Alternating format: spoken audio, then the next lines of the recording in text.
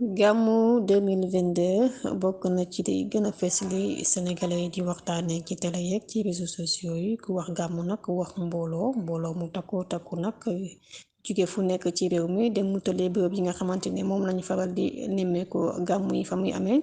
mu di Tiwaawan nag Kaolack Ndangaan fi ca Touba ak ci gox-goxaan yu bari fii ci Sénégal. ñuy wax nag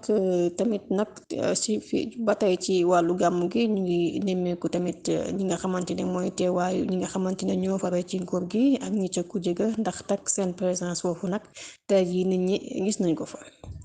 yi bokk ci ni ñuy waxtaane tamit bokk na ci li nga xamante ne mooy audio bi ñu ne dafa fuité audio bi nag benn audio wu Cheikh Bara Ndiaye la Cheikh Bara nag xam nañ ko ci ay waxtaan yu bëri bëri yi muy faral di def ci plateau yi di waxee ci Sonko ak ci li nga xamante ne mooy acte politique yi nga xamante ne moom moo am fii ci réew mi ñu ñëw rek léegi ci faram fàcce bi incha allah. mbokk yi seen Avenir TV asalaamaaleykum wa rahmatullah wa barakaatu ñu ngi leen bu baax di leen ziar te leen di ñaanal jàmm ñu leen ko doon waxee léegi rek ci jotaayu xibaar bi ñu leen di wax ne ki nga xamante ne moo di Ousmane Sonko nag moom gis nañ ko fee ca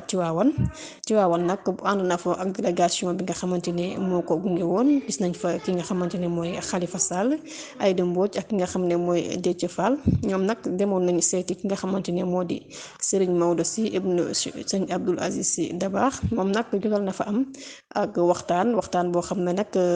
tooyaloon na xolam ba jot na fa sax jooy amal na ay ngërëm ak cant nag ñi nga xamante ne mooy Khalifa Sall li nga xamante ne it mooy Déthié Fall ak Aïda Mbodj waaye tamit nee na Sonko doomam la mu ngi koy ñaanal jàmm. ñuy wax nag it yi nga xamante ne mooy audio bi nga xam dañ ne moo fuité audio bi nag moom Cheikh Bara nag moo ko doon def nee nañ waaye nag wax jam ca wax nag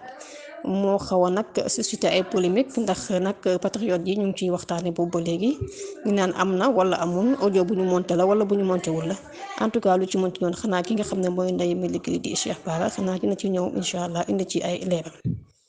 mbokk ñu ngeen di jaajëfal bu baax a baax di ñaanal jàmm ngeen di wéy rek di abonné seen chaîne bi di Avenir TV di liker tey partager te xam ne lu ci am solo la ngeen ñaanal fanaanug jàmm jaa ngeen jëf.